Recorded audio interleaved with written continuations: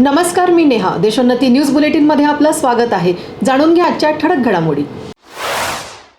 महाराष्ट्र दिन निमित्त गोंदिया जिल्ह्याचे पालकमंत्री धर्मराव बाबा आत्राम यांच्या हस्ते करण्यात आले ध्वजारोहण. जालन्यात महाराष्ट्र दिनानिमित्त पोलीस कवायत मैदानात पालकमंत्री अतुल सावे यांच्या हस्ते ध्वजारोहण संपन्न.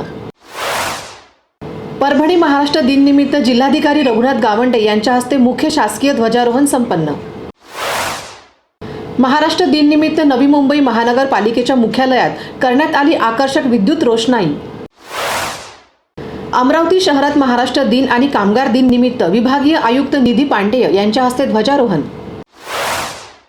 नाशिकच्या सिडको परिसरात सिलेंडरचा भीषण स्फोट. सिलेंडर स्फोटचा थरारक व्हिडिओ समोर. स्फोटात 3 जण जखमी, 1 जण गंभीर असल्याची माहिती. काल मध्यरात्रीच्या सुमारास घटना घडली. स्फोट झाल्यानंतर आग विझवण्यासाठी आलेला एक अग्निशामक जवान देखील जखमी.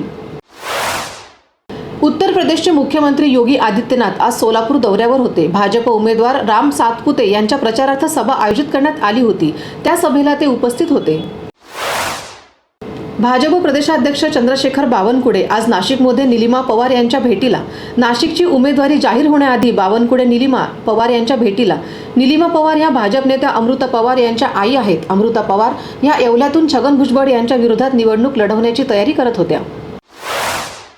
राज्यभरात महाराष्ट्र दिनाचा मोठा उत्साह. राज ठाकरेंकडून हुतात्मा स्मारकासह अभिवादन.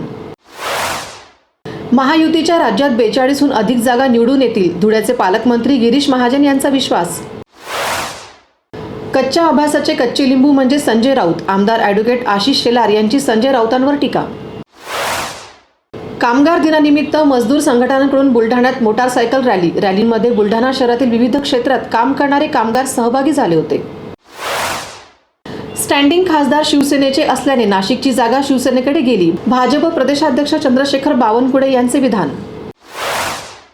वेगळ्या विदर्भ राज्याच्या मागणीसाठी विदर्भवादी आक्रमक. वेगळ्या विदर्भाच्या मागणीला घेऊन विदर्भवाद्यांनी आज संविधान चौकात वेगळ्या विदर्भाच्या मागणीसाठी जोरदार घोषणा दिल्या. 1 मे महाराष्ट्र दिन विदर्भवादी काळा दिवस म्हणून साजरा करतात. आजही विदर्भवादी संविधान चौकात एकत्र आले. वेगळ्या विदर्भाचा झेंडा हातात घेऊन वेगळा विदर्भ झाला पाहिजे अशा घोषणा विदर्भवाद्यांनी यावेळी दिल्या. अग्निवीर भरतीमुळे सर्व तरुण दुःखी आहेत. आमचे सरकार आल्यावर आम्ही अग्निवीर भरती बंद करून पूर्वीप्रमाणेच भरती सुरू ठेवणार. काँग्रेस प्रभारी रमेश चेन्निथला यांचे पत्रकार परिषदेमध्ये मोठे वक्तव्य. आज कोल्हापुरात शाहू महाराज छत्रपती यांच्या प्रचारासाठी ते आले होते. यावेळी त्यांनी पंतप्रधान नरेंद्र मोदींवर देखील जोरदार टीका केली. भाजप संविधान बदलणार आहे, तसेच शरद पवारांना भटकती आत्मा बोलणे ठीक नाहीये असेही ते म्हणाले. नवी मुंबईतील एपीएमसी बाजारात मोठ्या प्रमाणावर आंब्याची आवक वाढली आहे. वाढत्या उष्णतेमुळे आंबा लवकर तयार होतो आणि तयार झालेला आंबा ग्राहक घेत नसल्यामुळे व्यापाऱ्यांपुढे आंबा विकणे हे मोठे आव्हान झाले आहे. ग्राहक कमी असल्याने आंब्याला योग्य बाजारभाव मिळत नाही आहे. आंब्याच्या दरात देखील घसरण झाली आहे. 100 ते 300 रुपये किलोने आंबा विक्री होत असल्याची माहिती एका व्यापाऱ्याने दिली. धुळे लोकसभेच्या महाविकास आघाडीच्या उमेदवार डॉक्टर शोभा बच्चाव यांनी माजी आमदार अनिल गोटे यांच्या लोकसंग्राम पक्षाकडून पाठिंबा जाहीर.